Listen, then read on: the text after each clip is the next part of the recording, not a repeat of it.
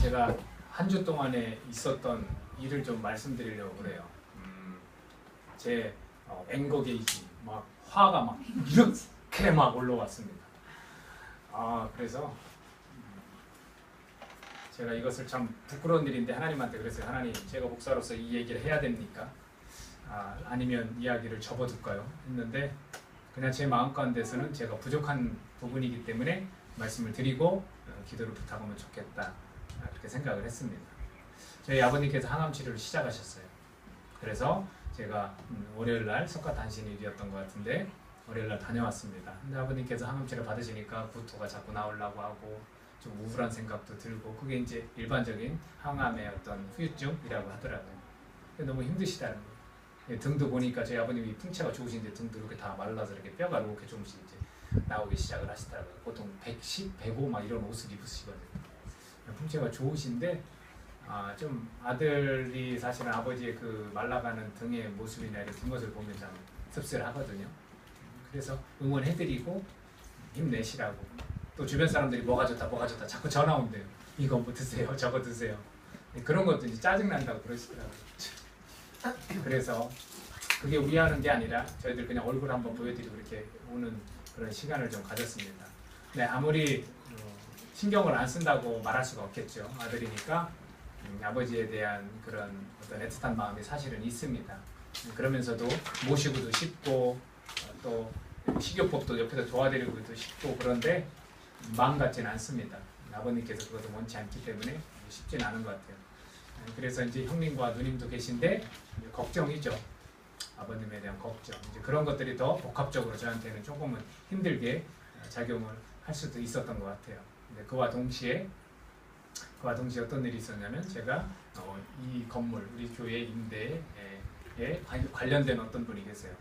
근데 그분한테 제가 욕을 많이 이렇게 얻어먹었어요. 그래서 물론 제가 실수를 해서 조그만 부품 하나를 이렇게 깨쳤는데, 저희들 그 행사한 날, 주일날 행사한 날 거기서 잠깐 빌렸었던 걸 깨쳤는데, 거기서 약간 오해가 있었던지 조금 괴팍하게 저에게 이런저런 이야기를 막 했어요. 그래서 차마 여기서는 제가 표현할 수 없고, 저는 아마 오래 살 것 같은 생각이 좀 들었습니다. 굉장히 많이 놀랬고요. 왜냐면 관계를 잘했다고 생각했는데, 이게 또 이게 신뢰하는 사람한테 그런 걸 당하면 더 놀래잖아요. 모르는 사람한테 당하면 뭐 그러리라 하는데, 그래서 그런 일을 좀 겪고 한 이틀 동안은 마음이 많은 큰 돌덩어리가 막 하나, 둘 막 이렇게 쌓여지는 듯한 그런 느낌을 받았습니다. 그리고 나서 갑작스럽게 수요일 날인가요? 화요일 날 전화를 받았어요. 어떤 전화를 받았냐면, 제가 살고 있는 아파트 집주인한테. 근데 그 집주인이 직접 온 게 아니라 이제 부동산을 통해서 전화를 했어요. 근데 어떤 내용이었냐면, 주소를 잠깐 다른 곳으로 옮겼다가 다음날 이쪽 주소로 다시 옮겨주면 안 되겠습니까? 그러더라고요. 아니 그게 무슨 말씀입니까? 그랬더니 이분이 이 집에 대한 대출을 받은 게 이자가 너무 세서 다른 은행으로 옮기려고 하는데 이 세입자가 살고 있으면 안 된다는 거예요.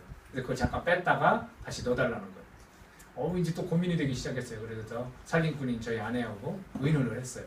근데 저희 사모가 불안하다고, 싫다고 이제 그렇게 이야기해서 이제 검색을 막 해봤어요. 이쪽 저쪽 검색을 해봤어요. 그런데 그거 아시죠? 집주인 입장에서는 이자가 뭐 몇십만 원씩 줄어든다니까 우리가 도와주면 좋은데, 또 우리는 세입자로서 믿을 수도 없고 또 불안하잖아요. 그런 마음이 너무 힘든 거예요. 그래서 밤에 이제 둘이 집에 와서, 이제 카페에서 일을 하고 집에 와서 의논을 하고 검색을 해봤는데 대부분이 반대를 하더라고요. 이제 그러지 마라. 이제 그 질문을 막 하는 경우가 많더라고요. 제가 세입자인데 집주인 이런 상황이 돼서 이렇게 부탁하는데 이거 어떻게 해야 됩니까? 막 얘기를 하는데 대부분은 한 70%는 반대를 하는 것 같아요. 그래서 밤에 결정을 했죠. 좋다. 안 되겠다고 말해야지 라고 결정을 하고 다음날이 됐습니다. 다음날이 됐는데 그날이 아마 목요일일 거예요. 목요일 날 전화가 왔어요. 집주인한테 직접 전화가 왔어요. 그래서 사정을 하시는 거예요. 이래서 이자가 이렇게 내고 있는데 다른 은행으로 가면은 이자가 줄어든다고 해서 이걸 부탁드립니다. 세입자가 살고 있는 것이 되면 안 돼서 하루만 잠깐 옮겼다가 해주시면 안 되겠습니까? 그러더라고요. 그래서 저도 이제 이것저것 정보를 얻어서, 그럼 현금 보관증이라는 거를 써주십시오.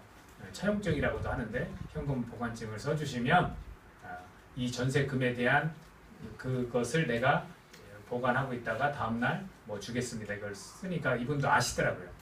그래서 그렇게 해주겠다. 이제 그러시고 해서 제가 그럼 아내를 설득해 보겠습니다 하고 제 아내한테 통화를 다시 해서 이거 어떡하냐, 이거 곤란하다, 이거 도대체 해주고 싶은데 이제 마음은 불안하고 이걸 어떻게 해야 되냐 해서 결정을 했어요. 그렇다면 해주기로. 그날이 여러분들이 저에게 알루프랑스라는 그 곳을 갈 수 있도록 해준 날이었어요. 근데 마음이 이제 조급해지기 시작했습니다. 12시 40분이면 은세미 남준이 식당 앞에 매점 그 학교 급식소 앞에서 만나기로 했고 12시쯤 돼서 주인한테 전화 와서 오늘 당장 처리를 해주고 다음날 해야 된다는 거예요. 그래서 그 여러분들이 마련해준 펜션에는 3시 전에 한 2시쯤에 도착을 하려고, 그래서 주변이라도 이렇게 한번 돌고 하려고 계획을 이제 딱 세우고 있었습니다. 그래서 저희 아내가 부랴부랴, 집사님께서 이제 카페를 봐주시고 저희 아내가 부랴부랴 이제 부동산 이쪽으로 이제 왔어요. 그래서 다 그 현금 보관증 쓰고 주인분하고 이제 저희 아내가 다시 한번 이야기를 하고 그렇게 하기로 하고 내동에 있는 그 주민센터로 저희가 가야 돼요. 그리고 다시 법원에 있는 그 은행에 가서 확인을 이제 하기로 했어요. 왜냐하면 그 대출을 좀 더 받을 수도 있고 이런 문제 때문에 정확히 받는다는 걸 확인하기로 했죠. 그래서 그분을 못 믿기보다는 우리도 안전장치가 필요하지 않습니까 해서 그런 보관증을 요청을 했던 거예요. 그러니까 이분들은 기분이 나쁠 수가 있죠. 어떻게 사람을 못 믿을까. 하지만 그거로 당하신 분들이라든지 그 돈을 날린 분들이 있더라고요. 저희도 당연히 걱정이 되죠. 그래서 그 절차를 밟았어요. 그래서 절차를 밟고 이렇게 주민센터 가서 적고 그 사장님 같이 가서 적고 다시 법원 가서 적고 하는데 시간이 3시가 다 됐어요. 그것이 이제 저에게 이제 막 이제 요동을 막 치게 만드는 거예요. 거기다 대고 우리 아이들은 이제 차에다 태우고 12시 40분부터 차에다 태우고 계속 돌아다녔을 거 아닙니까?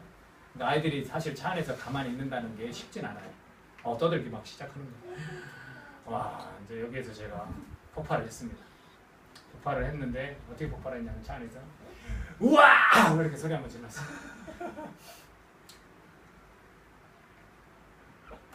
참 그렇게 하고 나서 아직 멀었구나.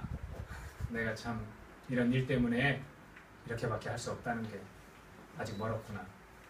근데 마음은 막 이렇게 막 불안하거나 막 마음은 막 되게 안 좋은 쪽으로 가진 않았어요. 그래도 그냥 잠잠하고 평안하더라고요. 감사도 하고 여러분들이 그런 사랑을 또 베풀어서 감사도 하고. 근데 이 생각은 막 이거 내가 갑질을 당한 거야? 이거 도대체 뭐야? 왜 한 주 동안 이런 막 생각이 나는 거예요. 이거 막 때려줘야 돼? 막 야, 이거 너무 이렇게 구차한 거 있잖아요. 막 그런 생각은 막 드는 거예요. 그래서 성령님께서 내 마음, 이 돌덩이를 하나하나 쌓여진 그 마음은 다 이렇게 분쇄시키는, 파괴시키는 그런 걸 느꼈는데 이 생각까지는 성령님께서 나를 이렇게 주장하시지 않고 있구나. 내가 그걸 못 내어드렸구나 라는 생각을 했습니다. 그래도 성령님의 도우심으로 생각까지 내어드려야 하는데 오늘이 무슨 날인지 아세요? 오늘이 바다의 날이라고 그래요. 오늘이 바다의 날. 제 생각이 좀 바다처럼 넓어졌으면 좋겠어요. 여러분들도 저를 위해서 기도해 주십시오. 사실 이 목자는 약물에 본이 되어야 한다고 성경에서 말하는데 제가 이렇게 아직도 이렇게 성질을 내는 이런 모습들이 살아 있습니다. 그러면서 느낀 게 뭐냐면 하나님께서 이해해 주시더라고요. 하나님께서. 사람들은 뭐라고 이렇게 이야기할 수 있어요. 이렇다 저렇다. 어떤 분은요 그보다 더 심한 일도 얘기해 주고요. 제가 모르는 게 아니에요. 또 어떤 경우에는 그냥 참아야지 어떡하냐 이런 얘기도 해주고요. 근데 하나님은 아무 얘기도 안 해주시는데 그냥 이해해 주시는 것 같았어요. 전부를. 그러면서 한 가지 더 하나님께서 근데 원하시는 것이 있더라는 거예요. 하나님께서 원하시는 것이. 그래서 제가 깨달았죠. 왜 이런 상황을 하나님 허락하셨을까 하고 제가 깨달았어요. 그 중에 하나가 뭐냐면 제가 조금 더 온전한 자로서 더 성숙해야 되지 않는가라는 생각을 가지게 되었습니다. 오늘 본문 9절을 뭐라고 되었냐면 온전한 사람을 이루어 그리스도의 장성한 분량이 충만한 데까지 이르리. 온전한 사람을 이루라고 그래요. 온전한 사람을 이루어야 그리스도의 장성한 분량이 충만한 데까지 이룰 수 있다라는 거예요. 근데 이 온전한 사람을 영어로 하면 become mature. 이 성숙이란 뜻이에요. 숙성된다. 과일들이 막 익어가는 거. 사람으로 따지면 성숙되는 거. 그러니까 성숙되어라는 거예요. 성숙되어야만 그리스도의 장성한 분량까지 이룰 수 있다라는 거예요. 성숙의 필요성에 대해서도 4장 14절에서 이어서 이렇게 설명하고 있어요. 왜 그럼 성숙이 필요합니까? 왜 그리스도의 장성한 분량이 충만한 데까지 이르러야 하냐면 이것은 우리가 이제부터 어린아이가 되지 아니하여 사람의 속임수와 간사한 유혹에 빠져 온갖 교훈의 풍조에 빌려 요동하지 않게 하려 함이라. 어린아이가 되지 않게 하기 위해서. 그럼 어린아이의 특성이 뭔데요? 어린아이에 대한 성경의 양면성이 있어요. 누구는 예수님 어떨 때 어린아이같이 되려라고 말씀하시고 또 이 사도 바울의 서신서에서는 어린아이같이 되면 안 된다고 하고 이 양면성이 있어요. 우리 어린아이들을 한번 생각해보면 알 수 있어요. 어린아이들처럼 되라는 건 뭡니까? 순수성을 잃지 말라는 거예요. 이 어린아이들 얼마나 순수합니까? 뭐 이렇게 만약에 어묵에 딱 이야기하면요 얘 거짓말을 못해요. 사실대로 말하지 말아야 될 것도 막 엄마 아빠의 부부싸움까지 막 얘기하고 폭로하고 그래요. 순수해서 그래요. 그렇죠? 그리고 안타까움 보면요 어려운 일 보면 눈물을 흘리고 즐거운 일 보면 웃고. 근데 이 어른들은 그걸 다 감출 수 있어요. 순수하지 않아요. 안 그런 척할 수 있고요.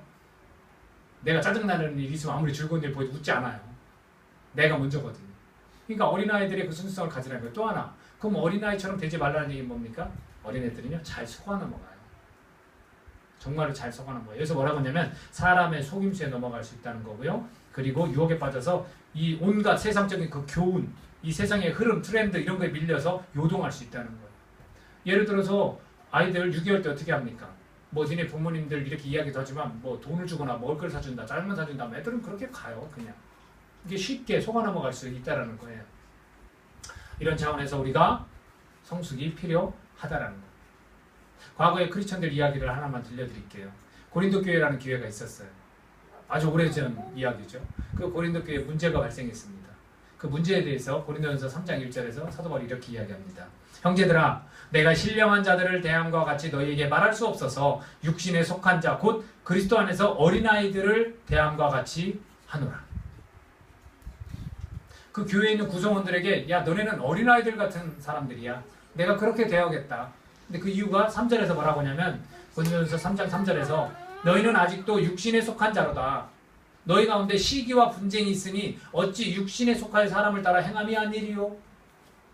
내가 왜 어린아이라고 이야기하는지 아느냐? 그 어린아이는 육신에 속한 자처럼 신앙생활을 한다. 근데 그 이유가 어디 있느냐? 너희 가운데 시기와 지금 분쟁이 있는데 어찌 육신에 속한 사람을 따라 행함이 아니겠느냐? 애들은 보세요. 장난감 하나 갖다 둬도 시기하고 막 질투하고 내 거는 주기 싫고 남의 거는 갖고 싶고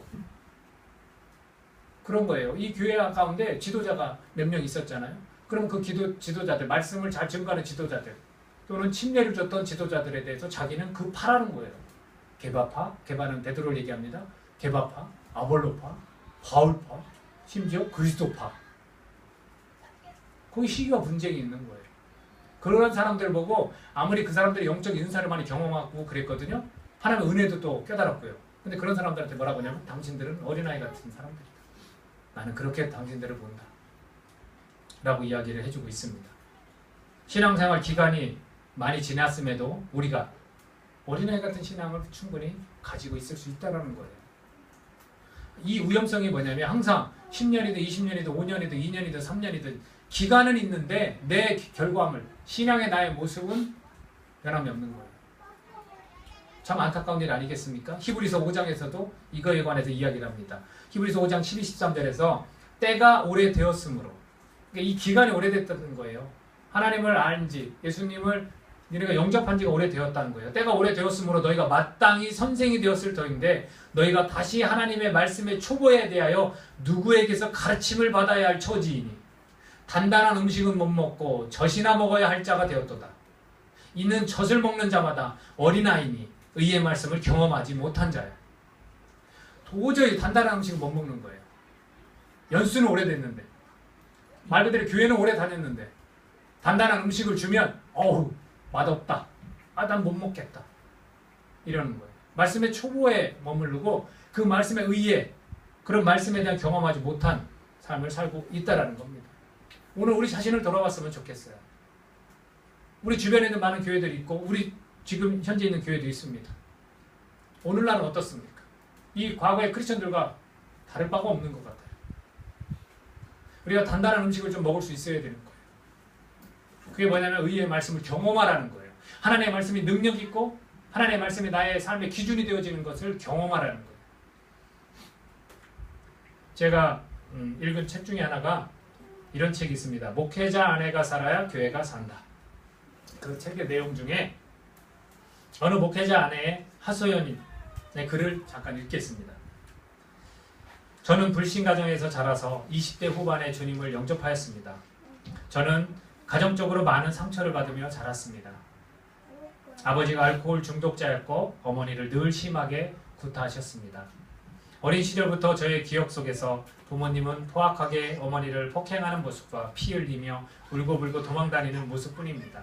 물론 평온했던 적이 없었던 것은 아니지만 제 기억 속에는 늘 부모님의 그런 모습이 자리 잡고 있습니다.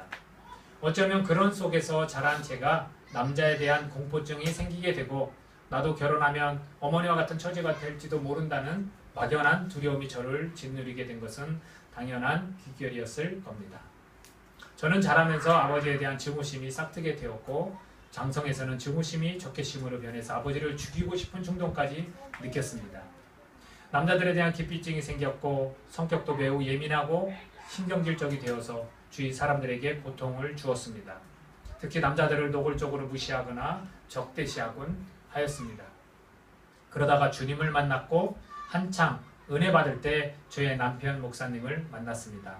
저의 귀여운 외모 때문인지 목사님은 당시에는 전도사였습니다. 저의 굽어진 성격조차 매력으로 알고 저를 열심히 쫓아다녔고 우리는 1년 후 결혼하게 되었습니다. 결혼 후 막상 목회의 길에 들어서고 보니 저의 굽은 성격 때문에 많은 사람들과 늘 부딪히며 살아야 했습니다. 신앙이라도 깊으면 모르겠는데 교회 환경이 저를 너무나 힘들게 했습니다. 그리고 문제들 한가운데는 항상 사람들과의 충돌이 있었습니다. 매사 공격적이고 편집증적인 증세를 가진 저는 많은 사람들과 다투었습니다. 전도사건, 집사건 마구 대들고 싸우곤 하였습니다. 착하디 착한 저의 남편은 나보고 어떻게 낯을 들고 목회하라는 말이냐며 괴로워합니다. 저도 이렇게 사는 제가 너무나 밉습니다.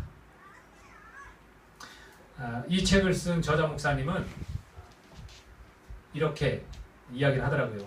이분이 갖고 있는 건 질병적인 인성결함이라고 말을 했습니다. 그냥 인성결함이 아니라 질병적인 인성결함입니다. 사실 모든 평균적인 사람들 속에서 용납될 수 있는 성품이 필요한 건데 이것을 벗어난 거예요.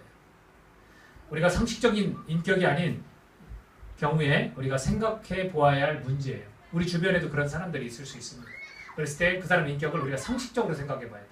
그걸 벗어난 사람들은 이런 질병적 인성 결함일 수 있다라고 저도 봅니다. 인격적인 평범한 사람들의 일반적인 그 불완전함과 질병적인 결함은 다르다고 말하면서 먼저 치료되어야 한다는 것입니다. 온전하게 신앙생활을 잘 못한다는 거예요. 사람들과 잘 어울리지 못한다는 거예요. 먼저 치료를 받아야 한다는 거예요. 거룩하신 하나님의 사랑과 인격을 알고 복음의 능력으로 영혼의 치유와 성품의 변화를 경험해야 올바른 신앙인으로서 사실은 살아갈 수 있다는 거예요. 더군다나 사모로서 직분자잖아요. 그런데 문제가 있습니다. 주님을 만나서 영혼의 치유는 경험했더라도 이 사모님의 경험처럼 그 은혜를 경험했어요. 그러고서 남편을 만나서 사모까지 되겠다고 한 겁니다. 그렇게 영혼의 치유는 경험했더라도 이 영혼의 치유는 뭡니까? 죄의 종노릇이 아닌 하나님의 자녀로서 평안과 기쁨으로 생활하고 영생에 대한 소망을 난 가졌다. 그거는 영혼의 치유예요. 그 다음으로 하나님의 거룩성 앞에서 조금씩 자라가는 성숙이 없는 경우를 뭐라고 합니까? 미성숙이라고 합니다. 예수님은 만났지만 계속해서 사람들과 부딪히고 계속해서 지내는 것은 사실은 미성숙이라고 그렇게 우리가 표현할 수 있어요. 어린아이를 지나서 성인으로 성숙하는 자들이 되어야 하는 겁니다. 익어가는 신앙이 예수님을 닮아가는 사람들로 우리가 자라가야 한다는 거예요. 이게 하나님께서 바라시는 거예요.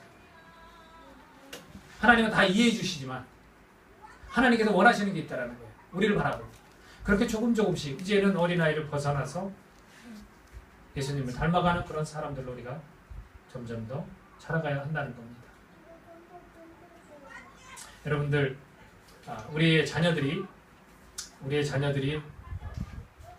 사실 철딱선이 없어요. 그러면 이제 아이들이 그 상태에서 멈춰서는 것을 부모들이 바랄까요? 아니에요.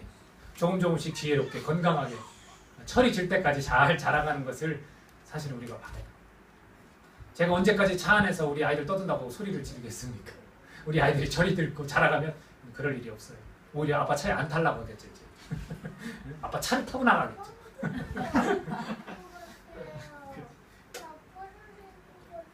하나님께서 그것을 사실은 우리 부모가 자식이 자라면서 철이 들기를 바라는 것처럼 우리가 이렇게 성숙하기를 하나님은 원하신다는 겁니다. 자, 끝으로 저는 여러분들에게 이 치료의 과정 또는 성숙의 과정을 말하고자 합니다. 첫 번째는요, 우리가 병에 걸렸다고 여러분 생각을 한번 보십시다. 내가 병에 걸렸으면 첫 번째로 하는 게 뭐냐면 진단을 해요. 그죠? 진단을 해요. 두 번째가 진단을 하고 나서 뭐냐면 정밀 검사를 해야 돼요. 그 진단이 올바른지 아닌지. 자, 그래서 첫 번째 이 진단은 뭘로 할 수 있겠습니까? 말씀의 거울에 자신을 비춰봐야 되는 거예요. 말씀의 거울에. 내가 정말 문제가 있는지 없는지를 이게 혼자 해결이 안 되는 경우에는 함께 할 수도 있어요.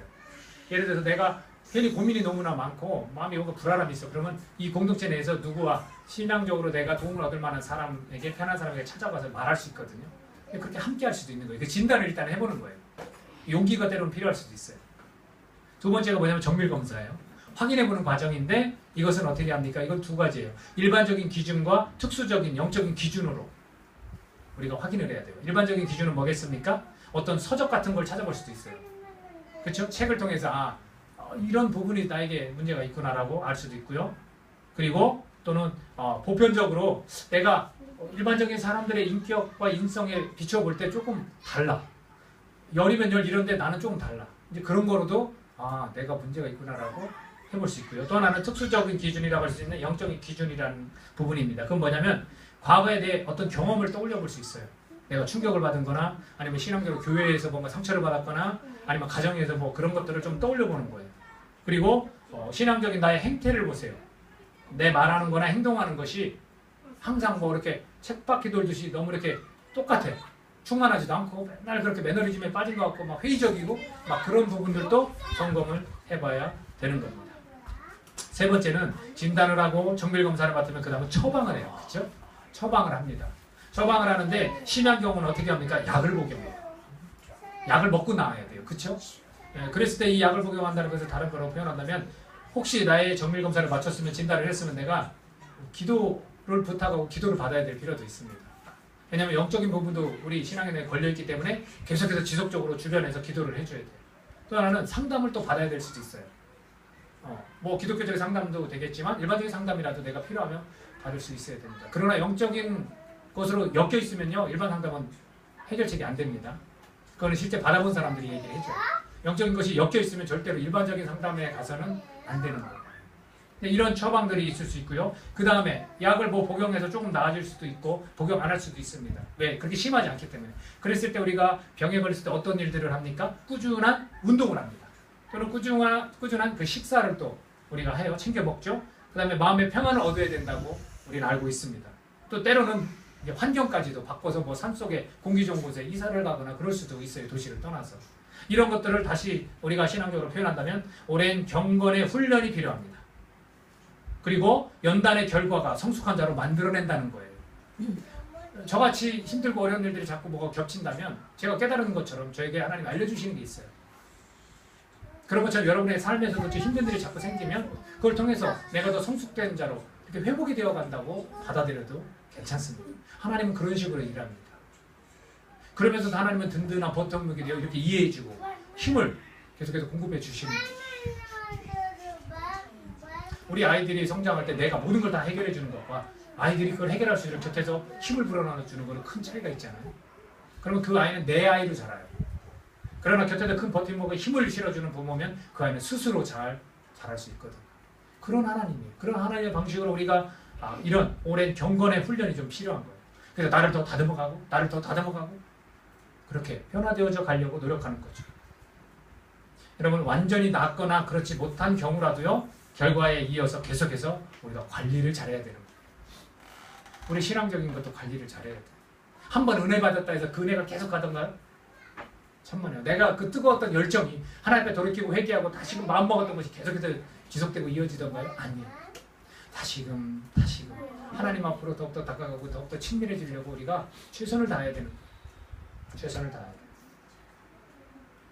이런 질문을 끝으로 말씀을 맺으려고 합니다. 나는 도대체 얼마나 성숙한 것일까?